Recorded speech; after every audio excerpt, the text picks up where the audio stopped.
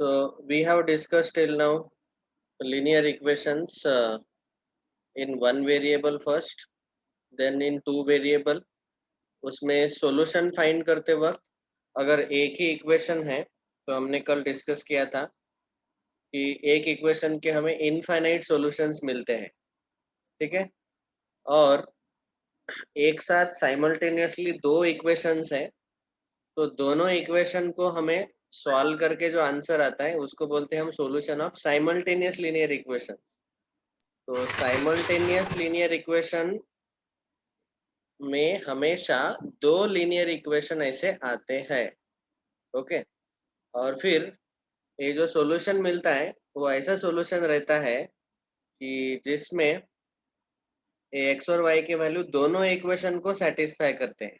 दोनों इक्वेशन को सेटिस्फाई करते हैं मतलब दोनों इक्वेशन का एलएचएस और आरएचएस इन वैल्यू ये एक्स और वाई सब्स्टिट्यूट करने के बाद इक्वल आता है। जैसे यहाँ पे पहले इक्वेशन में ये जो सॉल्यूशन है 1, -1, ये सब्स्टिट्यूट करने के बाद पहले इक्वेशन में एलएचएस आरएचएस इक्वल आ रहे 8 और यहाँ पे आरएचएस एलएचएस सेकंड इक्वेशन में इक्वल आ रहे is equal to 2 when we substitute these two values of x and y. So this is a solution. x y के जो values हमें मिले हैं उसको हम बोलते हैं it is solution. तो जब आपने कल का जो एक्सरसाइज है सीबीएसई बोर्ड का आपने जो सॉल्व किया है एक्सरसाइज 4.2, तो उसमें एक ऐसे क्वेश्चन थे कि जहाँ पे आपको एक ही इक्वेशन दिया था। एक्सरसाइज 4.2 कल मैंने होमवर्क बताया। तो इस पर्टिकुलर एक्सरसाइज में आपको ऐसा एक ही इक्वेशन दिया है तो उसके आपको इनफाइनाइट सॉल्यूशन मिल सकते हैं, ठीक है। ये फर्क याद रखना, please don't mistake between simultaneous equations and one linear equation. एक ही लीनियर इक्वेशन हो तो उसके इनफाइनाइट सॉल्यूशंस मिलते हैं, मतलब एक्स वाई के ऐसे जो पेयर्स है ये हमें बहुत सारे मिलते हैं जिसके लिए एलएचएस और आरएचएस इक्वल मिलेगा अगर एक ही इक्वेशन है तो ये याद रखना है, ठीक है। 4.2 में कोई डाउट है क्या? कल हमने ऑलरेडी ये होमवर्क दिया था, no doubt, okay. Then now हाँ पूछो कौन सा क्वेश्चन नंबर थर्ड का फोर्थ वन हमने क्लास में ही लिया था बेटा। देखो ये यहाँ पे एक्सप्लेन किया है, क्वेश्चन नंबर थर्ड का फोर्थ यहाँ पे देखो ये एक्सप्लेन किया था। See this one, given point x, y equal to √2, 4√2। अभी इक्वेशन दिया है थर्ड क्वेश्चन में हमें x - 2y इक्वल टू 4। तो इस इक्वेशन का left hand side x - 2y हमने लिया। At the place of x we will substitute √2 in -2 into y, at the place of y we substitute 4√2। ये हमेशा याद रखो कि जब भी पॉइंट ऐसा दिया हुआ है कॉमा करके सिंपल ब्रैकेट्स में राउंड ब्रैकेट्स में, तो पहला जो कोऑर्डिनेट रहता है वो रहता है x का वैल्यू और दूसरा हमेशा y का वैल्यू। ये दोनों यहाँ पे सब्स्टिट्यूट कर दिए, इसको सॉल्व किया तो -7√2 आया। √2 - 2 into 4√2, 2 4 जा 8, √2 - 8√2 इट विल बी -7√2। √2 कॉमन निकालो और 1 - 8 -7 आएगा। RHS एक्चुअली 4 दिया है और यहाँ पे हम बोल सकते हैं कि LHS is not equal to RHS। Left hand side and right hand side they are not equal, so therefore this is not a solution. ये पॉइंट जो है ये सेटिस्फाई नहीं करता। समझ में आया? सर एक बार रिपीट। देखो LHS में x - 2y है और हमें पॉइंट दिया है √2, 4√2। x का वैल्यू √2 डालो, y का वैल्यू 4√2 सब्स्टिट्यूट करो, ओके। सो √2 - 2 into 4√2, y की जगह 4√2 डाला। 2 4 जा 8, तो यहाँ पे आएगा 8 √2। अंडर रूट वाले कैलकुलेशंस आपको आने चाहिए, this we have seen in our first chapter. √2 - a√2, so that is -7 √2, okay. ये क्या है 1√2 है -8 √2, एक रूट टू में से 8 रूट टू सब्ट्रैक्ट किया तो -7 रूट टू बचेगा ऐसे। और राइट हैंड साइड यहाँ पे क्लियरली दिया है इक्वेशन में 4, ये जो इक्वेशन है क्वेश्चन 3 का, RHS is 4, LHS is -7 root two, दोनों अलग अलग है, दे आर नॉट इक्वल। अगर इक्वल आते हैं तो हम बोलते हैं कि this point is a solution, but if they are not equal then we say that this x comma y is not a solution. Okay, अभी यहाँ पे ये दोनों unequal है, LHS RHS, when we substitute values of x and y in the equation, so therefore we say this is not a solution. Have you understood? Yes, sir. Okay. इसके बाद अभी आज हम मेनली फोकस करने वाले हैं simultaneous linear equations in two variables. Please sir आपने कल की नोट्स का फोटो नहीं भेजा। भेजा नहीं,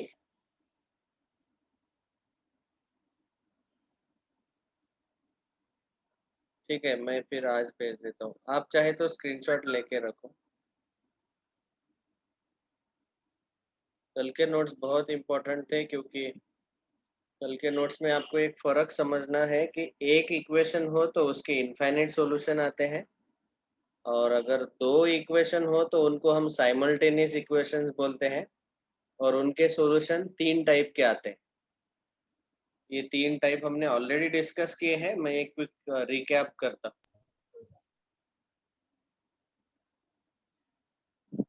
अभी देखो सब लोग, इसके फोटोज में भेज दूंगा, ठीक है, अभी ध्यान से सुनो। सी जब हमें ऐसे दो लीनियर इक्वेशंस दिए हैं in two variables, so together we call them as simultaneous linear equations in two variables. और जब हमें simultaneous linear equation दिए हैं, मतलब दो linear equation दिए हैं, in that case we get 3 types of solutions. तो एक चीज आपको याद रखना है कि ऑफ कोर्स ये हम बाद में डिस्कस करने वाले हैं, ये वाला पॉइंट जो है हमारा 9th स्टैंडर्ड का graph of linear equation in two variable.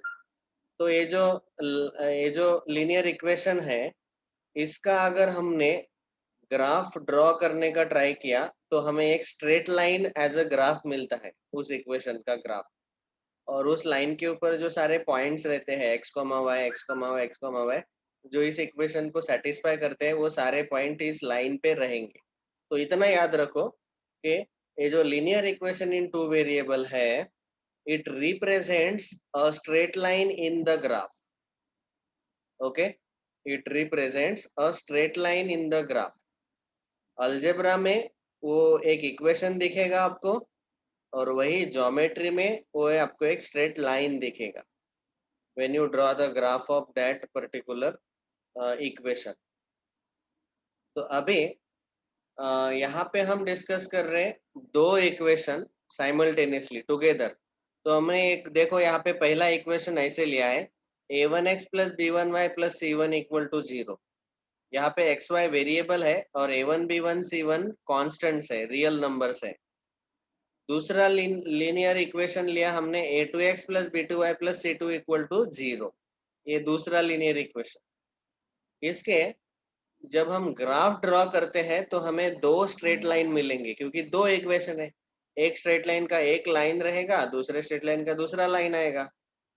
तो अभी ये दोनों स्ट्रेट लाइन को अगर आप ऐसे प्लेन एक्स वाई प्लेन में, एक्स वाई कोऑर्डिनेट सिस्टम में दो लाइन का ग्राफ ड्रॉ करते हैं, तो ये 3 प्रकार का कॉम्बिनेशन आ सकता है।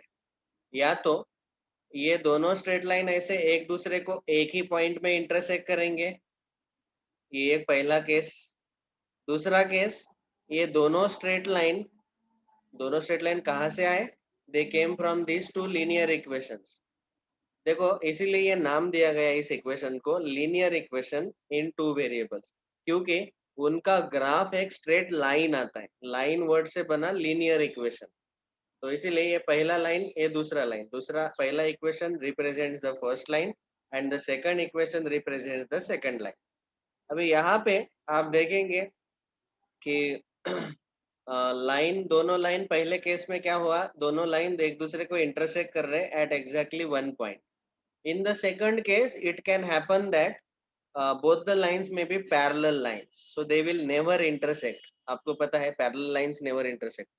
And in the third case, you can see here, both the lines are on each other. They are overlapping.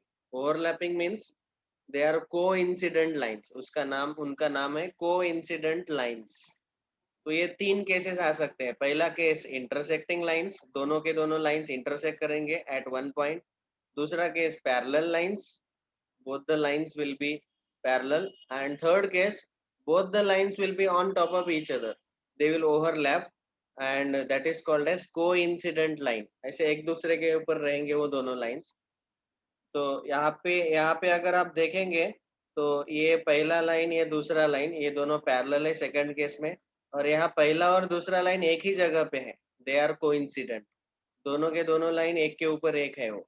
ठीक है, इसीलिए वो दिखने में एक ही लाइन दिखाई देता है. ठीक है, अभी इनका हम डिस्कस कर रहे हैं सॉल्यूशन.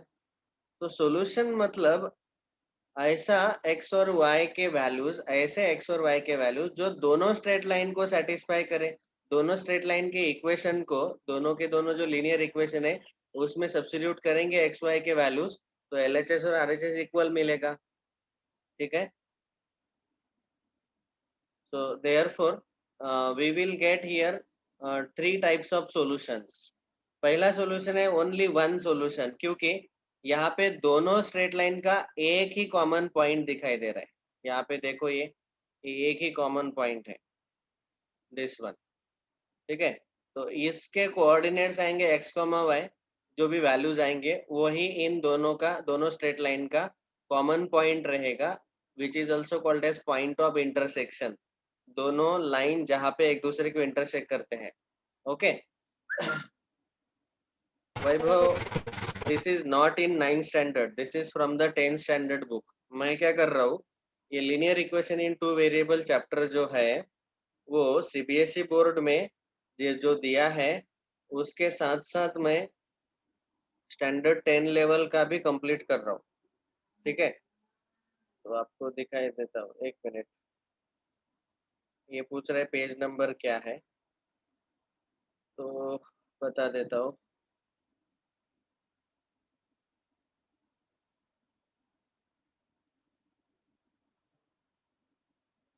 ये महाराष्ट्र बोर्ड का टेक्स्ट बुक और एक सीबीएसई बोर्ड का भी 10th स्टैंडर्ड का टेक्स्ट बुक.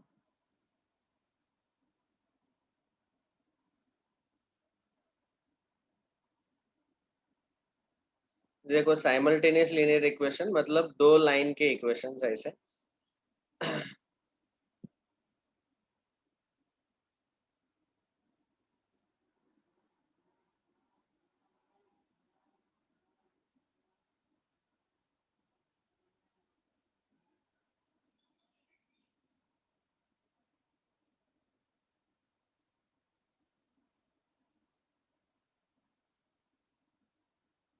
इसको सीबीएसई बोर्ड में बोला गया pair of linear equations in two variables, और महाराष्ट्र बोर्ड में उसी को बोला गया साइमल्टेनियस लीनियर इक्वेशंस. पेयर मतलब दो स्ट्रेट लाइन के इक्वेशन एक साथ. साइमल्टेनियस मतलब वही दो स्ट्रेट लाइन के इक्वेशन एक साथ. ओके, और हम डिस्कस कर रहे हैं, ये 10th स्टैंडर्ड का सिलेबस चल रहा है. ओके, तो आप अभी टेंशन मत लो, ये मैं एक्स्ट्रा इसीलिए पढ़ा रहा हूँ ताकि 10th स्टैंडर्ड में मेरा टाइम बचेगा आपको पढ़ाते वक्त, और आपको भी बहुत आसानी से समझ में आ जाएगा. तो थोड़ा एक्सटेंड हो रहा है ये वाला टॉपिक, लेकिन एक्सटेंड होना एक्चुअली आपके लिए बहुत इम्पोर्टेंट है, क्योंकि इसी स्टैंडर्ड में 10th लेवल का अगर ये टॉपिक हो जाता है तो एमटीसी के क्वेश्चंस आपके फटाफट सॉल्व हो जाएंगे. ओके, तो मैं क्या डिस्कस कर रहा था कि ये दो स्ट्रेट लाइन के इक्वेशंस है, उनको ग्राफ में ऐसे दो स्ट्रेट लाइन मिलेंगे हमें. अब अगर उसका ग्राफ ड्रॉ किया तो 1 2, पहला लाइन दूसरा लाइन ऐसे. अभी इनके तीन केसेस हो सकते हैं, दोनों लाइन एक दूसरे को इंटरसेक्ट करेंगे, या फिर दोनों लाइन पैरेलल होंगे, या फिर एक दूसरे के ऊपर एक ऐसा ओवरलैप करेंगे. तो इस केस में आपको पहले केस में इंटरसेक्टिंग लाइन जो मिलते हैं उनका एक ही कॉमन पॉइंट मिलता है, और उसी पॉइंट के जो कोऑर्डिनेट्स है एक्स कोऑर्डिनेट और वाई कोऑर्डिनेट, वो आपका रहेगा ओनली वन सॉल्यूशन. ठीक है, ओनली वन सॉल्यूशन. पैरेलल के केस में दोनों स्ट्रेट लाइन एक दूसरे को इंटरसेक्ट ही नहीं करेंगे, तो उनका कॉमन पॉइंट जो है वो कुछ भी नहीं मिलेगा, उनमें कोई कॉमन पॉइंट ही नहीं रहेगा, तो हम बोलेंगे नो कॉमन सॉल्यूशन। ऐसे दो लाइन के इक्वेशन जो पैरेलल लाइन के हैं, अगर वो दोनों लाइन पैरेलल में है तो उनका कॉमन पॉइंट, जैसे इंटरसेक्टिंग लाइन में एक कॉमन पॉइंट मिला दोनों लाइन का, एक्स वाई के वैल्यूज जो दोनों इक्वेशन को सेटिस्फाई करते हैं, ऐसा पैरेलल लाइन के केस में हमें नहीं मिलेगा, तो हम बोल लेते हैं इस केस में नो कॉमन सॉल्यूशन। पहले केस में एक ही सॉल्यूशन मिला क्योंकि एक पॉइंट में इंटरसेक्ट कर रहे थे, दूसरे केस में दोनों लाइन एक भी पॉइंट में इंटरसेक्ट नहीं करते, they never intersect each other, so therefore we say no common solution. And in the third case, both the straight line are overlapping, they are intersecting with each other in infinite points, ये बहुत सारे infinite points में एक दूसरे को intersect कर रहे हैं, तो यहाँ पे हमें मिलेंगे infinite solutions। अभी कैसे आइडेंटिफाई करें कि ये लाइन के जो इक्वेशंस है वो इक्वेशन इंटरसेक्टिंग लाइन रिप्रेजेंट करते हैं, पैरेलल लाइन रिप्रेजेंट करते हैं, या कोइंसिडेंट लाइन रिप्रेजेंट करते हैं? How to identify, how to check? तो चेक करना है तो आपको ये तीन रेशो निकालने पड़ेंगे, ratio division, A1/A2, B1/B2, C1/C2। ये क्या है A1 A2 B1 B2 C1 C2? तो स्ट्रेट लाइन का जो इक्वेशन है, पहला equation A1x plus B1y plus C1 equal to 0 पहला, और दूसरा A2x plus B2y plus C2 equal to 0 दूसरा। इसमें x का कोएफिशिएंट A1, यहाँ पे x का कोएफिशिएंट A2, तो दोनों x के कोएफिशिएंट का रेशो आएगा A1/A2, जहाँ पे दोनों y के कोएफिशिएंट B1/B2 और कांस्टेंट टर्म C1/C2, ये तीन रेशो ले लो पहले। फिर अगर तीनों रेशो अनइक्वल आते हैं, देखो A1/A2 not equal to B1/B2 not equal to C1/C2, तो अब तो समझ जाने का कि ये दोनों जो स्ट्रेट लाइन है दे आर इंटरसेक्टिंग लाइंस, और उनका एक ही सॉल्यूशन मिलेगा। एक ही सॉल्यूशन मतलब एक ही पॉइंट कॉमन रहेगा दोनों स्ट्रेट लाइन को, मतलब इक्वेशन में x और y का एक ही वैल्यू मिलेगा, एक ही यूनिक वैल्यू मिलेगा जो दोनों इक्वेशन को सेटिस्फाई करेगा। ठीक है, और अगर इन दो तीन रेशो में से पहले दो रेशो इक्वल आते हैं, A1/A2 इक्वल टू B1/B2, लेकिन ये पहले दोनों रेशो तीसरे रेशो के साथ अनइक्वल है, तो हमें श्योरली समझ लो कि ये दोनों के दोनों स्ट्रेट लाइन कैसे है, पैरेलल। और कोइंसिडेंट के केस में ये तीनों रेशोज इक्वल आते हैं। ठीक है, let me give examples, with examples you will understand it in much better way. तो देखो तीनों केसेस के तीन एग्जांपल्स बता देता हूँ।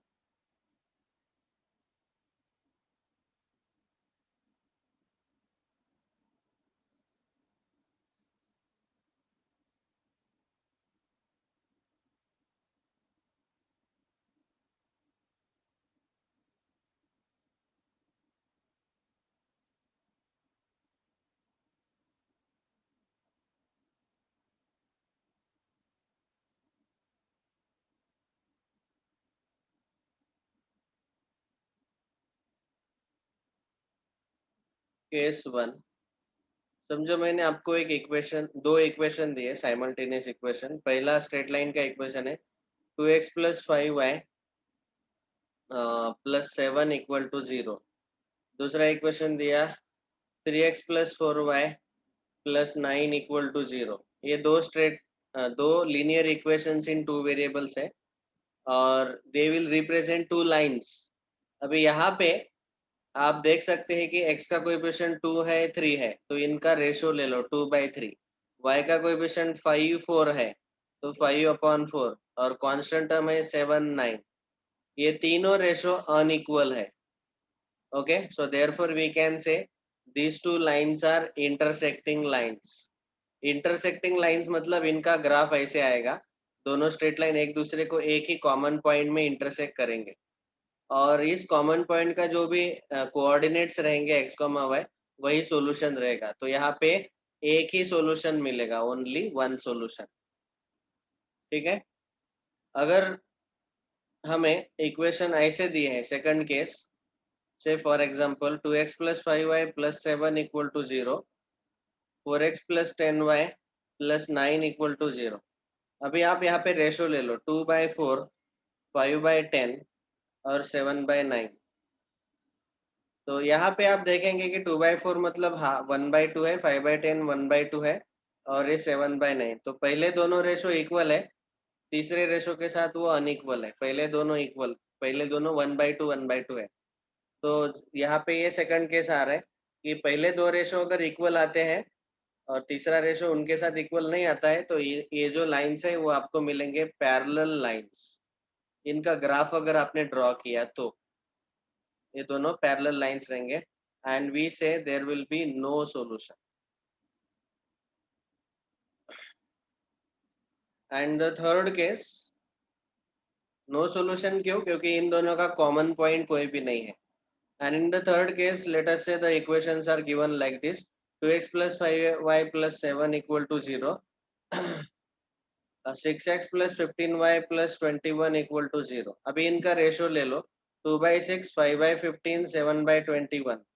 देखो आप तीनों रेशो लेके निकालेंगे तो तीनों रेशो का एक ही वैल्यू है 1/3। That means they will B coincident lines. तीनों रेशो अगर इक्वल है तो ये दोनों लाइन ऐसे एक दूसरे के ऊपर एक ओवरलैप हो जाएंगे। Okay, they will be on top of each other and here we will get infinite solutions. ये सबके दिमाग में घुसा क्या? समझ में आया क्या?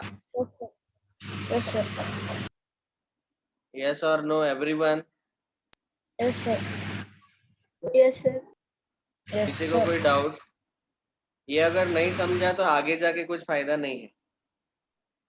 तो हम डिस्कस कर रहे हैं solution of simultaneous linear equations in two variables.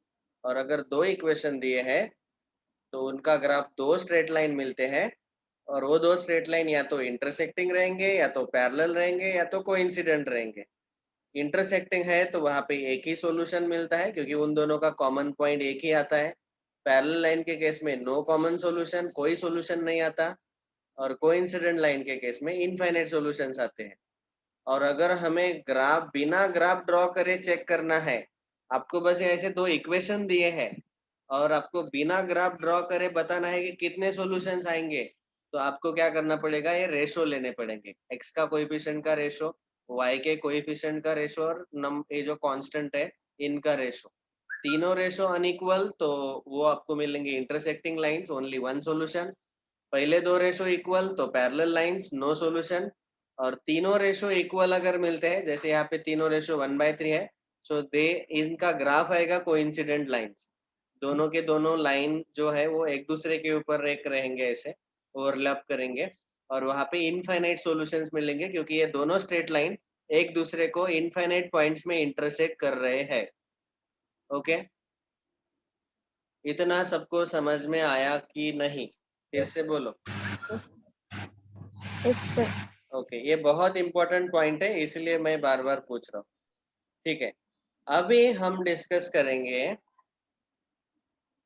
Methods. तो ये था हमारा कौन सा point? Point number 4, solution of simultaneous linear equation in two variable. और उसके तीन टाइप के सॉल्यूशन मिलते हैं, ये अब तक हमने डिस्कस किया।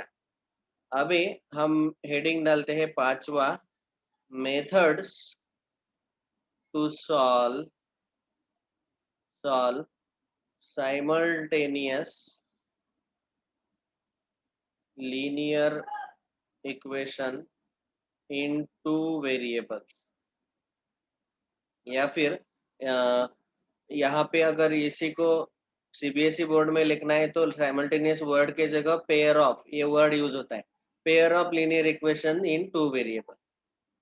ठीक है, साइमल्टेनियस वर्ड के जगह सीबीएसई में पेयर वर्ड यूज किया है, महाराष्ट्र बोर्ड में साइमल्टेनियस। और इसके मेथड्स कौन कौन से हैं? पहला मेथड है मेथड नंबर 1, उसको कैपिटल ये बोलेंगे हम, it is called as substitution method. Method number 2, it is called as elimination method. Method number 3, it is called as Cramer's rule। और इसी को सीबीएसई बोर्ड में बोला गया क्रॉस मल्टीप्लिकेशन मेथड।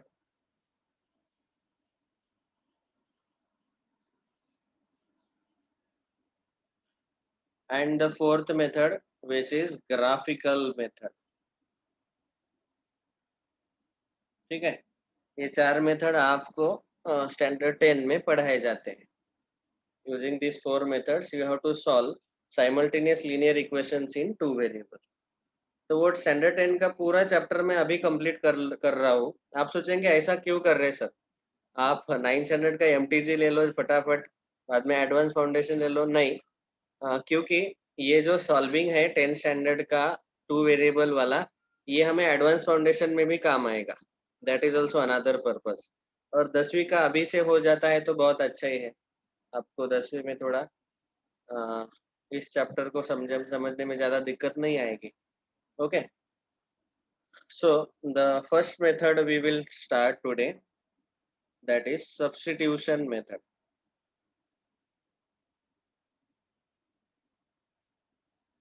ठीक है, सब्स्टिट्यूशन मेथड. सब्स्टिट्यूशन मेथड हम बहुत कम जगह यूज करते हैं, लेकिन हाँ ये बहुत आसान मेथड भी है. we use at very less places but it is easier method also. देखो अभी हमें क्वेश्चन ऐसा पूछा जाएगा, क्वेश्चन यही एक ही क्वेश्चन हम सारे इसमें सॉल्व करने वाले हैं चारों टाइप के मेथड्स में. Solve the following simultaneous equations. Solve the following simultaneous. Simultaneous CBSE में पूछा जाएगा पेयर ऑफ इक्वेशंस. अभी दोनों इक्वेशंस ऐसे दिए हुए हैं. 5x minus 3y equal to 8. उन्होंने जो कांस्टेंट है वो राइट में शिफ्ट कर दिया 8 को. और दूसरा इक्वेशन हमें दिया हुआ है 3x plus y is equal to 2. Now we are discussing directly with example. एक क्वेश्चन लेके हम ये मेथड डिस्कस कर रहे हैं. तो सॉल्यूशन डायरेक्टली सब्स्टिट्यूशन मेथड से इसको सॉल्व करेंगे. ओके, इसीलिए मैं यहाँ पे हेडिंग डाल देता हूँ बाय सब्स्टिट्यूशन मेथड.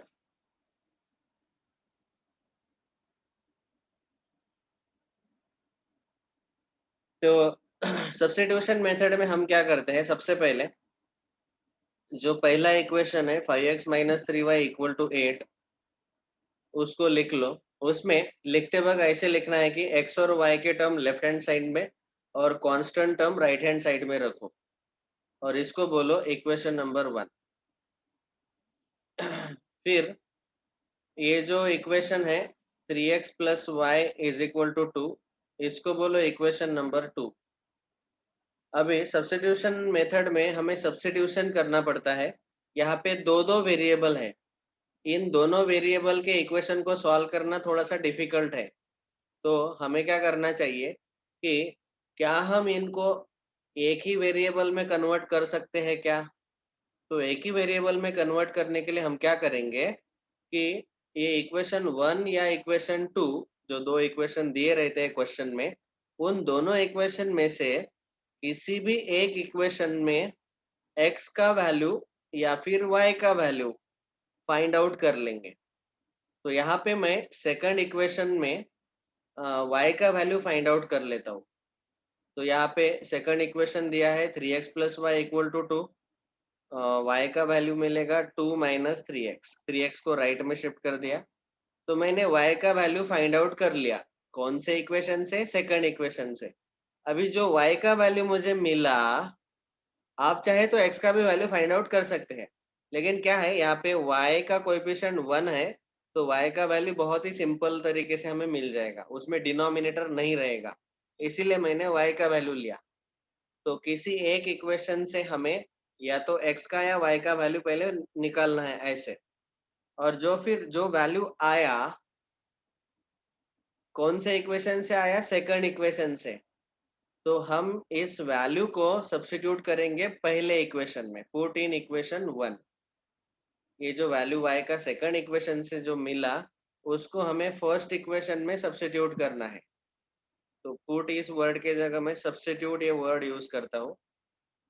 तो यहाँ पे ऐसा लिखेंगे सब्स्टिट्यूट. सब्स्टिट्यूट मतलब put. Substitute y equal to 2 minus 3x in equation 1. Equation 1 में सब्स्टिट्यूट करो. ठीक है. अभी इक्वेशन 1 जो है वो हमें दिया हुआ है 5x minus 3y equal to 8। यहाँ पे x को तो एज इट इज रखना है 5x minus 3 into Y, y के जगह यहाँ रख डालना है 2 माइनस 3x। तो मैं ब्रैकेट में लिखता हूँ ऐसे, इस y के जगह 2 minus 3x is equal to 8। अभी ये देखो, ये जो इक्वेशन बन गया ये है linear equation in one variable. ऐसे इक्वेशन हमने 8 स्टैंडर्ड में सॉल्व किए हैं ऑलरेडी। 5x माइनस 3 टू जा 6, माइनस माइनस प्लस 9x 3 3 जा 9 is equal to 8। 9x plus 5x 14x, और 6 को राइट में शिफ्ट किया तो 6 प्लस 8 14 आएगा। x is equal to 14 divided by 14 1। Okay, ये हमने ऑलरेडी 8 स्टैंडर्ड में ऐसे बहुत सारे इक्वेशन सॉल्व किए। अभी जो x का वैल्यू आया वो यहाँ पे डाल दो, y का वैल्यू वहां से मिल जाएगा। तो हम डायरेक्टली लिखेंगे therefore y is equal to 2 minus 3x। x का वैल्यू हमें मिला है 1, 3 इंटू 1 3, 2 माइनस 3 माइनस 1, तो y का वैल्यू कितना मिला -1। तो यहाँ पे हम बोलेंगे therefore solution is x comma y is equal to 1 comma minus 1। ये रहेगा फाइनल आंसर, यही है हमारा answer. Solution is 1 comma minus 1। अभी आप ट्राई करो, दोनों इक्वेशन में सब्स्टिट्यूट करके देखो। ठीक है, दोनों इक्वेशन में अगर सब्स्टिट्यूट करके देखेंगे x का वैल्यू 1 और y का वैल्यू -1, तो दोनों तो इक्वेशन इक्वेशन LHS और RHS 1 से इक्वल आएगा। अच्छा, यहाँ तक कितने लोगों को समझ में आया? समझ में? सर इक्वेशन 1 है ना, उधर से बताओ ना एक बार। ठीक है, फिर से एक बार देखो, जो दो इक्वेशन दिए हैं उनको नंबर दे दो, इक्वेशन 1 इक्वेशन 2। ठीक है, अभी इक्वेशन 2 में हम y का वैल्यू फाइंड आउट कर लेते हैं। आप चाहे तो x का भी वैल्यू फाइंड करो या y का वैल्यू फाइंड करो, अपने ऊपर है वो। y का वैल्यू हमने फाइंड किया इक्वेशन 2 में, 3x plus y equal to 2। तो यहाँ 3x को राइट में ट्रांसपोज किया तो वो -3x आएगा। तो y का वैल्यू जो 2 माइनस 3x मिला, it has to be substituted in equation 1। जिस इक्वेशन से आपने वैल्यू फाइंड किया y का, वो दूसरे वाले इक्वेशन में डाल दो। सेकंड इक्वेशन से हमें y का वैल्यू मिला, वो हमें पहले इक्वेशन में डालना है। अगर आपने उल्टा किया रहता, समझो फॉर एग्जांपल किसी दूसरे क्वेश्चन में आपने पहले इक्वेशन से x या y का वैल्यू फाइंड किया रहता, x का वैल्यू या फिर y का वैल्यू, तो वो आपको सेकंड में सब्स्टिट्यूट करना पड़ेगा। ओके, अभी यहाँ पे हमने सेकंड इक्वेशन जो है वहां से y का वैल्यू जो निकाला वो पहले इक्वेशन में सब्स्टिट्यूट किया इन इक्वेशन 1। और फिर इक्वेशन 1 जो है वो मैंने लिख लिया पहले, और वहां पे y का वैल्यू 2 माइनस 3x हमने सब्स्टिट्यूट किया, y के जगह 2 माइनस 3x डालो। इस इक्वेशन को सॉल्व करो, x का वैल्यू मिल जाएगा, ये x का वैल्यू यहाँ पे डालो, y का वैल्यू मिल जाएगा। Is that clear?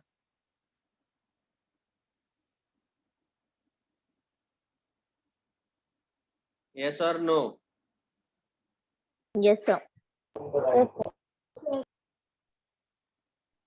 Okay, so this is the method of substitution.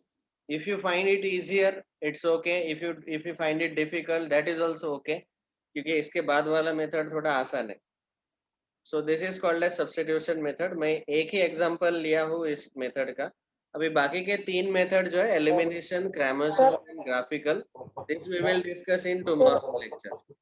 Okay, sir उधर हाँ बोलो। y is equal to -3x 1 कैसा है? y is equal to y is equal to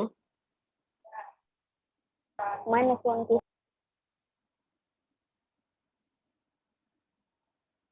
y is equal to -1 कैसे आया? देखो यहाँ पे y का वैल्यू है 2 माइनस 3x, x की जगह 1 डालो तो ये 3 इंटू एक्स है, 3 इंटू 1 3, 3 1 जा 3, 2 माइनस 3 -1, 2 माइनस 3 -1। समझ में आया? Okay, so this is substitution method, first method, ये हमने आज कंप्लीट कर लिया। Now tomorrow we will discuss, tomorrow onwards ये दोनों तीनों मेथड डिस्कस कर लेंगे बाद में। और ये 10 स्टैंडर्ड का पूरा chapter linear equation in two variable में खत्म करने वाला हूँ, या फिर सीबीएसई बोर्ड के हिसाब से pair of linear equations in two variables, इसके साथ साथ ही। Okay, so thank you all very much, we will discuss remaining part tomorrow. आज कुछ भी होमवर्क नहीं दिया है, लेकिन आज क्या करो, रिवाइज करो जो भी पढ़ा है मैंने, अच्छे से नोट्स निकालो पहले, मैं फोटोज भेज देता हूँ ग्रुप पे। और कुछ भी डाउट है इसमें तो कल पूछो पहले, क्लास शुरू होने से पहले, क्योंकि 10वीं का पार्ट है, वो बोर्ड एग्जाम के लिए भी आपको इम्पोर्टेंट है। सो पहले लिख लो नोट्स अच्छे से, आज कोई होमवर्क नहीं, बस नोट्स ही लिखो। और नहीं समझ में आता है तो कल पूछो, प्लीज आस्क वेरी फ्रैंकली, बिल्कुल 1000 बार पूछो तो भी मुझे फर्क नहीं पड़ता है, आपको पूछना चाहिए अगर कोई डाउट है तो, समझ में नहीं आया तो। Okay, so thank you, see you tomorrow. आज बस नोट्स निकालने हैं।